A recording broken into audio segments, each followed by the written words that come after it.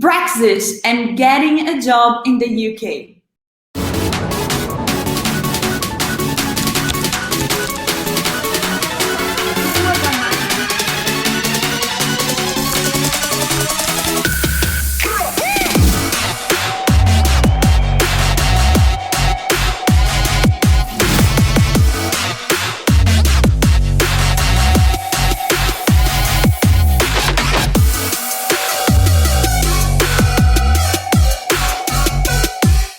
Hello everybody, how are you? This is Storani, your international career consultant, and today I have the solicitor Usman. So he is a specialized solicitor in the UK. He's going to talk about Brexit and how to get a job in the UK. How are you, Usman?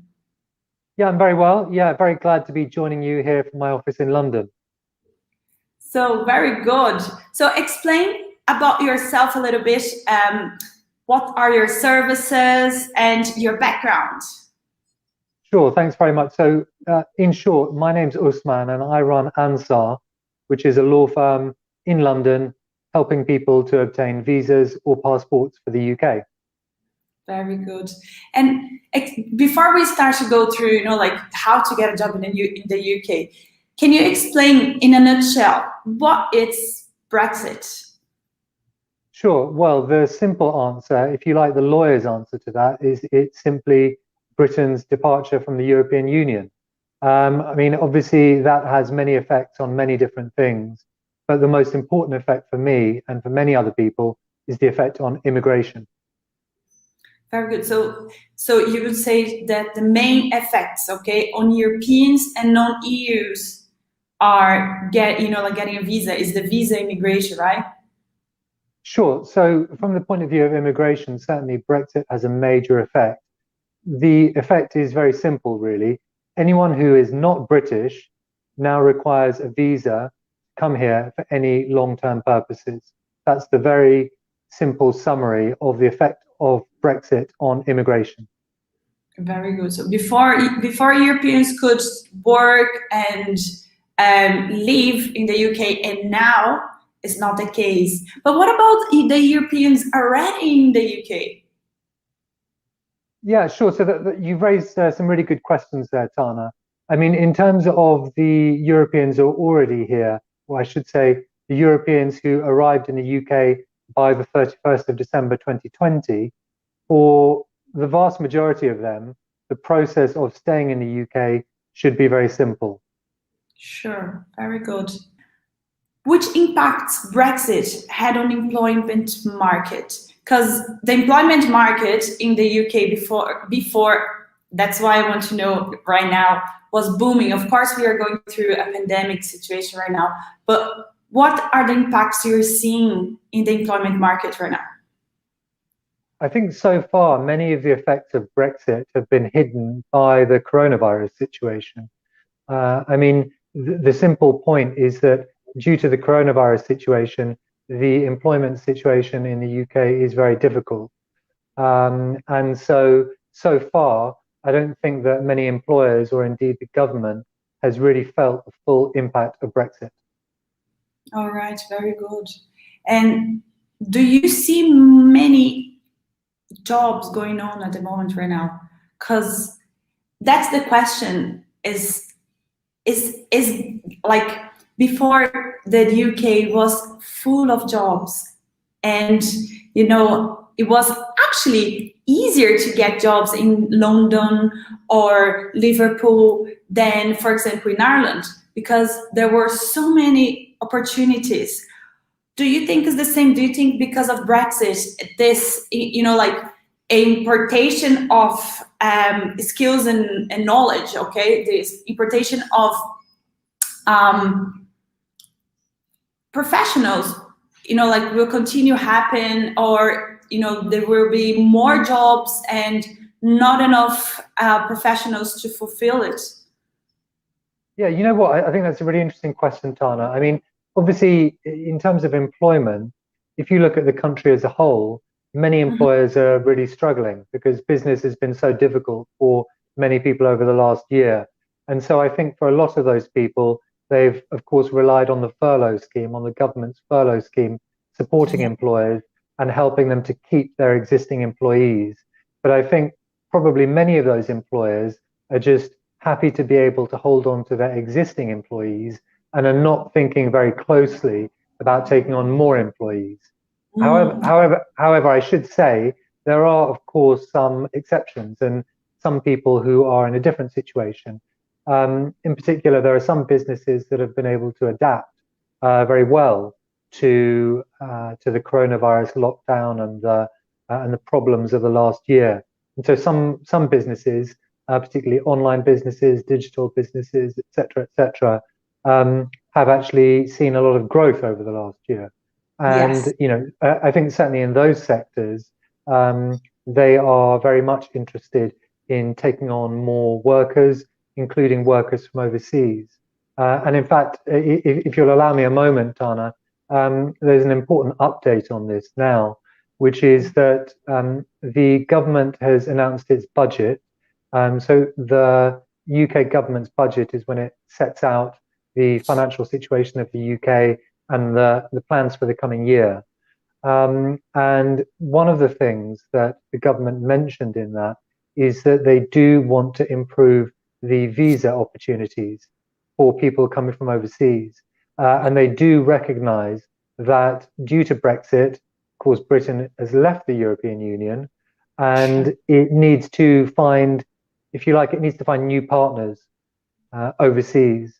And so it's very much looking at that. It's aware that there are some problems in the existing immigration system, and it seems that they're trying to improve the opportunities for people from overseas. Very good. So, what are the steps to get a work visa? Sure. So I should say here there are a few different types of visas to think about. There are several visas that allow you to work. So, for example, you could come here as a family member, or you could come here as a student.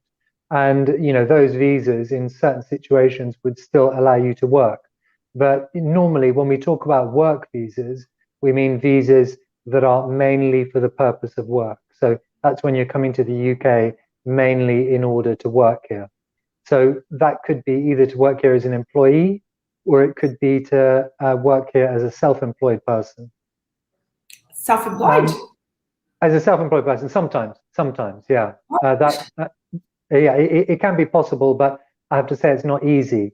And in fact, that brings me on to my next point, which is that I think as a general matter, the UK government's options for work visas are primarily for employed migration.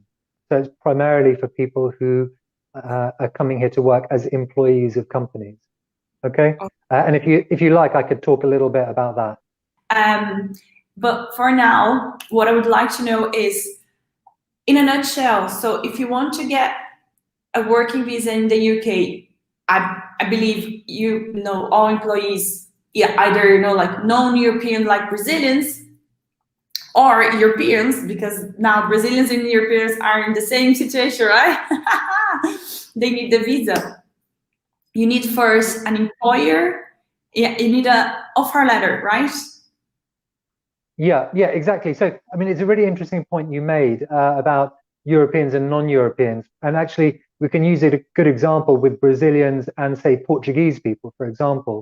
So, obviously, previously, it was very, very easy for Portuguese people to come here for work, but quite difficult for Brazilians to come here. But now, in principle, we have one system for everyone. So, in that sense, we have a more equal system. Okay. Yeah. But of course, the question remains, the question that you asked remains, which is, how do you actually go about getting one of these work visas? Well, the simple answer to that question is that the first thing that you generally need is to have an employer that has a license from the government allowing them to sponsor overseas workers. Okay. Now, that sounds quite complicated, and often it can be quite complicated, but it's a really important issue. It's no use to you as an overseas worker, say if you're in Brazil, for example, generally speaking, it's no use simply having a job offer from an employer in the UK, in general, you need to make sure that that employer also has a sponsor license. They need to have a license to sponsor you from the government. Okay, I understand. That's sad because it's small companies might get might struggle to get this license, and so let's say small cafes or small companies might not be able to sponsor an employee.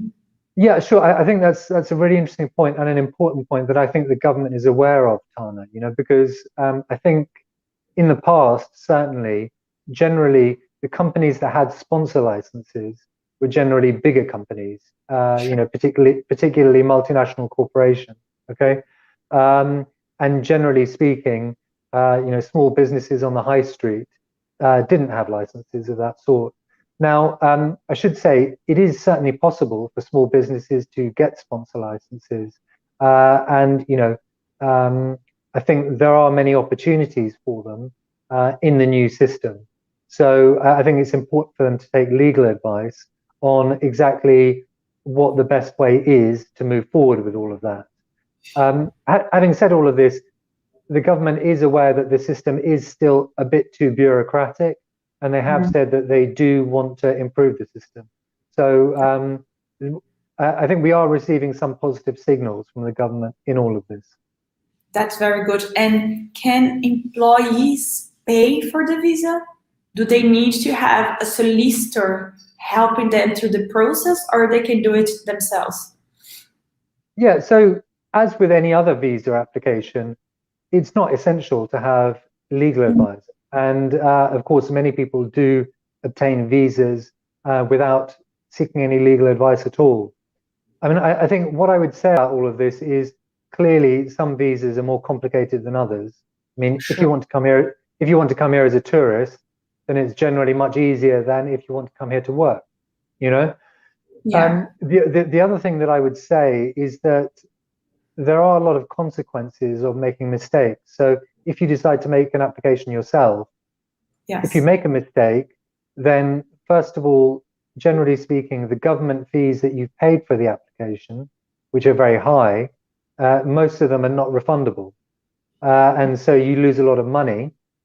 And I think also it's a fact that often future applications are much more difficult because in that sense, you have a negative history, you have a negative immigration history. And it can certainly make it more difficult the next time you make an immigration application. So I think it's always easier, it's always better if you can try to get it right first time. And I think that's generally much easier with legal advice. Yes, that's very good. And would right now, would UK put like a minimum wage to offer, like for the employers to offer the visa? Yeah, so again, that's a really important question. And what I should say, first of all, is that most work visas are for what the government calls skilled work. Okay. Yeah. And so their definition of that, if you like, is jobs that require educational qualifications of what we call in the UK at least A-level standard. Okay. Yeah. So this is the first point. And going back to something you said earlier about small businesses, of course, not all small businesses require workers working at that level. And so I think many of those businesses may actually struggle to sponsor overseas workers. The other thing that you mentioned about salary is also important because generally speaking, and this is a generalization here, but the minimum salary should normally be around £25,000 a year. Okay. And so again, obviously, there are many jobs, there are many roles for which the salary would be a lot less than that. And often those roles will not be appropriate for this kind of visa. So to apply for this visa, the minimum salary would be 25,000. Because I heard it was 60,000. No, so this is what I was saying, that the roughly 25,000 figure that I gave is a generalization. Normally that's the absolute minimum, okay? Yeah. However, it varies according to the job, okay? Or And so if you work in a sector where the pay is normally much higher, then your employer will have to pay you at a higher level, okay? So clearly, for example, if you're coming here to work as an investment banker, then your salary is going to have to be much higher than if you're coming here to work in another sector. so in Ireland, the minimum salary to apply for the visa is 32K. Would be the same in the UK, or any salary could be considered to apply for the visa, for the working visa. Well, this is what I'm saying. It will vary according to the job, and so Okay. there are very specific requirements, very technical and very precise requirements about if you're working in this kind of job, then the minimum salary should be this amount. And that's why, as I say, it's very difficult for me to kind of give a simple answer to the question. But as I say, the overall minimum is around 25,000. Of course, but people, for example, in the pharmaceutical sector will have a different salary. People working in the financial services sector, a different salary, etc., etc. Yeah. So, for example, would an outsourcing company be able to offer a working visa for, let's say, a customer service position of a 25,000K job? Yeah. So I mean, as I say, all of those things about precise salary requirements, I would need to check because, as I say, there's a very, very long list that the government has prepared about all of these things, and I'm afraid I can't remember off the top of my head each individual salary figure. But I think that's exactly the sort of question that it's useful to contact a lawyer about. Yeah, that's good because this gives hope to all the professionals that are keen to get a job in the UK. Because, for example, in Ireland, this wouldn't be possible. And I know a few other countries, for example, in Poland and Czech Republic, it's possible. It's fine, like the process is not as tough as in Ireland. And we just hope that the working visa process in the UK would be the same, would be easy. Yeah, well, look, let's put it this way. I think if the process is going to become easy, that's going to take quite a long time. I think that the starting point, unfortunately, is quite low in the UK, which is that, up until very recently, the system for work visas was really very bureaucratic, very rigid, and very difficult, really. And I think many people that work in kind of international recruitment, they work with students or kind of young professionals internationally, they're aware of the UK's reputation in that sense.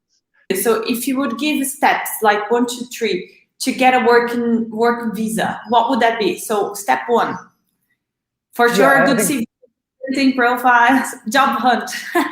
Yeah, absolutely. I think that's really important. I think step number 2 is doing a bit of homework about your potential employer as well. First of all, trying to make sure that they do have a sponsor license, and also trying to find out whether they are likely to want to sponsor overseas workers. I think that those are really important things. Very good, very good. Thank you very much for this video, for sharing your knowledge, sharing all this information, and I'm pretty sure we will help a lot of EUs and non-EUs professionals that want to get a job in the UK. Thank you, Usman. Thanks very much. And guys, see you in the next video. Bye.